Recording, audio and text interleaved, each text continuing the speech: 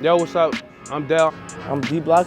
I'm Matt Rickard. I'm the wild man, Todd Lyons. I'm Jason Morris, or Dick Cheeseburger. Yo, this is Beach Mode Blocks with SE Crew. I'm gonna teach you how to wheelie. Let's go. The key to getting the wheel up and off the ground is having your strong foot forward. And right when you're at the top of the rotation, you start pulling up as you're pedaling down to pop your wheel up. So you're using your arms to pull up, lean back, and you're using your legs. I don't start my pedals at what they call 12 and 6 o'clock. I start them a bit more to the front, and just one quick push, and at the same time I usually lift myself up off the seat a bit and then sit down and pulling back. And so yanking on the bars, pushing down on your pedals, sitting down and yanking back, and that just gets you that smooth little transition to get the wheel up.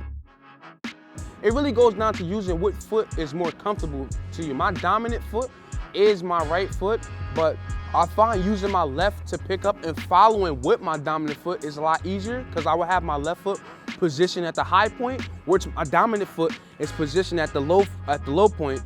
Once my opposite foot goes down, my dominant foot just carries out the wheelie a lot easier. So you can use either or, but I say use your dominant foot to follow after that first push.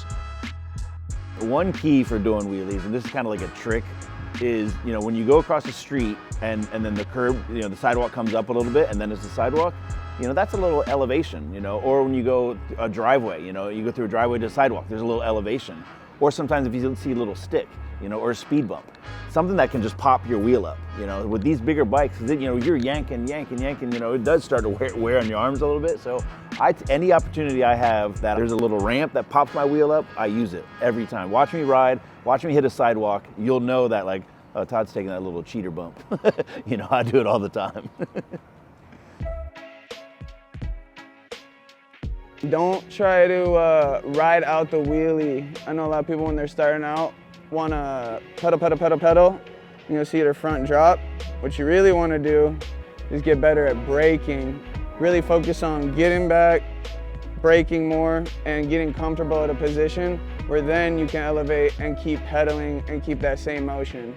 Using your brakes when you're doing a wheelie, you don't want to yank your brakes, you just want to barely tap them and feather them, and just kind of keep your finger on the brake at almost all times.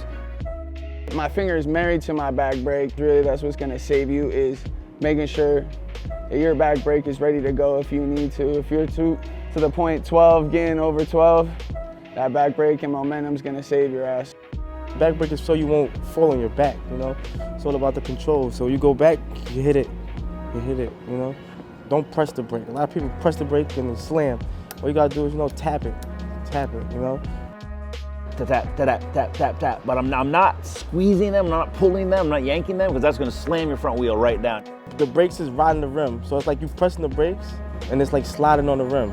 The farther back you can go, the more brakes you can use. If you're not going far back, you don't want to touch your brakes, because if you're in an angle like this and you're pedaling and you're chasing the wheelie and you feel the bike catching momentum, you don't want to hit the brakes at that point, because if you're getting momentum, if you hit the brakes, the momentum can stop. You want to reach that balance point where it feels like you can fall, but you're at that excitement where it's like, okay, I can go forward or back. That's that point where you want to judge whether you should use the brakes tightly or loosely as possible. Locking into the balance point is, and what that refers to is when you don't really even have to pedal and you don't have to hit your brakes. You're just balanced, you know, and you're in the wheelie, you know. And to get to that point is trust. You know, you have to trust that, you know, if you go too far back, you can tap your brakes. You have to trust that if you're going too far down, you can hit your pedals again and get back up. You know, so getting in that balance point, like, that's the sweet spot. If I'm sitting on the seat in just the right spot, I'm pretty much at the balance point there, and I just keep pedaling and keep hitting the brakes. The more you pedal, the more it pushes the bike backwards. You hit the brakes, it leans forward. So it's a combination of pedaling and brake modulation at the same time to kind of keep it in that little sweet spot. Sometimes you hit the brakes a little too hard and your front wheel starts dropping. I'll be harder on the pedals to excel and get my front wheel back up. And then I'm feathering the brake again. So it's a lot in your legs and your pedal strength if you start dropping it to keep it up. Or sometimes you're lighter on the pedals. If you're about to loop out, you be light on the pedals. Because if you're pushing hard on your pedals, you're just gonna push it even harder, push the front end up and loop out more. Don't rely on just the bike balance. You wanna bring the bike towards you because you're relying on your own body weight.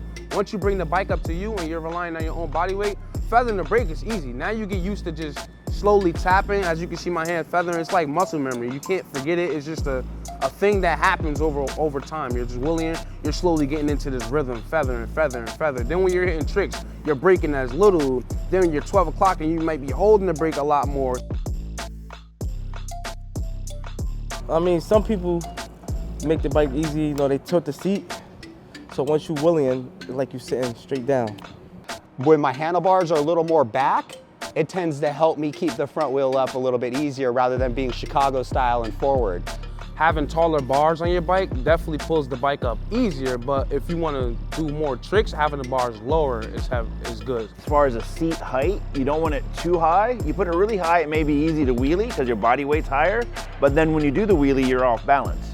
You know, and if you put it too low, it may be hard to pull the wheel up, you know? So there is actually a nice, you know, sweet spot for seat height.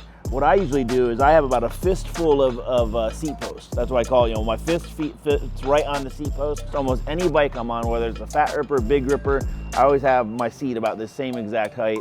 And that puts my body like in the sweet spot when I'm doing the wheelie. For me personally, you have to make the adjustments. Lift your seat up a little bit, drop it down. Lift it up. If it makes it harder, then put it back down. Same thing with the handlebars, forward and backward on the handlebars. And you just make the adjustments until it feels super comfortable, and then just practice, practice, practice. One key for people with small hands like myself is to kick your brake lever in and keep your brake lever a little bit closer to the grip. So if you see here on the brakes, this bolt right here, if you screw that in, what that's gonna do is that's gonna move the brake lever permanently. It's gonna adjust the brake lever, the reach. So you can screw it in right to about there, and that's what I usually do on my own bikes. And then when that brake lever is there, when I'm pulling the brake, my finger is a lot more set there. And if I didn't do that, the brake lever is kind of out of my reach. I keep my brake lever really tight. There's no play in it at all. I'm 6'5" and 200 pounds, and I go over backwards real easy. So this is like a safety precaution. I'd rather have my brakes rubbing and not loop out than to loop out, because it hurts. All right, so now that you got the key tips on learning how to wheelie, hopefully this tip will be useful to you guys. All I would say is just have fun, go out there, shred, and just don't be afraid to fall. So try it out.